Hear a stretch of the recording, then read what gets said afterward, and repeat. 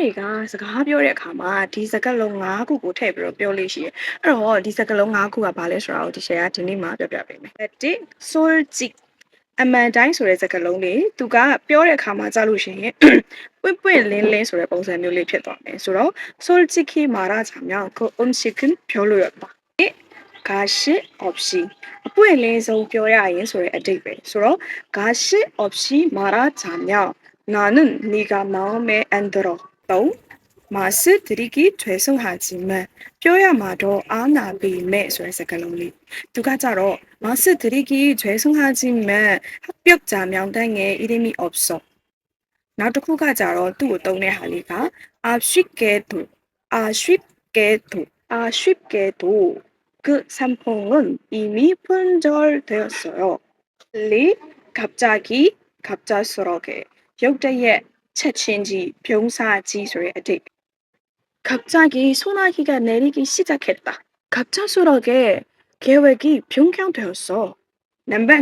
5가자로 대개 주로 대부분의 경우소리 하리. 에라가자로 냐도 앞인 뻥만 수인 소리 에딕의 면에 들어오던 시발에 대개 아침 식사는 간단하게 먹는 편이에요.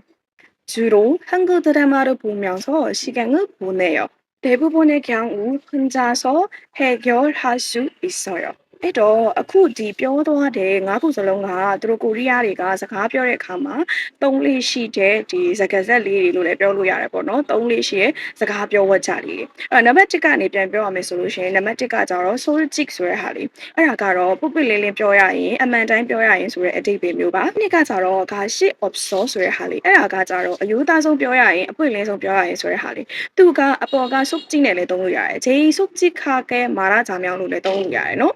နံပါတ်3ကကြတော့အာနာဘီမဲ့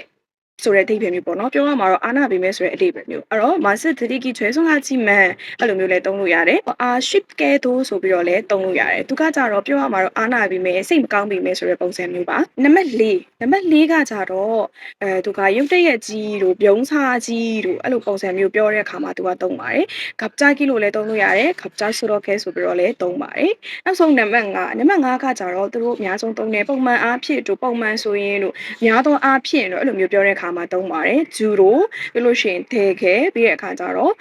ဒေဘူးပွန်းနဲ့ခေါင်းဆိုပြီးတော့သူတို့သုံးလေးရှိတဲ့စကားလုံးလေးပေါ့နော်ဒါကတော့သူတို့ရဲ့အသက်အရွယ်ပိုင်းခြားလိုက်သုံးတာလေးတွေကတော့နည်းနည်းချင်းစီရောကွာသွားမှာပေါ့နော်ဒီစကားလုံးလေးတွေကလူငယ်တွေခြားထဲမှာလေတချို့စကားလုံးလေးတွေဆိုရင်သုံးပြီးတဲ့အခါကျတော့များသောအားဖြင့်ကတော့တက်လက်ပိုင်းလူကြီးတွေမှာဆိုလို့ရှိရင်သူတို့ပို့ပြီးတော့သုံးကြပါတယ်အဲ့တော့ဒီငါးလုံးလေးကိုသိပြီဆိုလို့ရှိရင်ကိုယ်တိုင်လည်းဒီငါးလုံးလေးနဲ့ comment လေး sentence လေးတိစောက်ပြီးတော့ comment ထဲမှာရေးခဲ့ပေးပါဦးเนาะဒီနေ့တော့ဒီလောက်ပါပဲ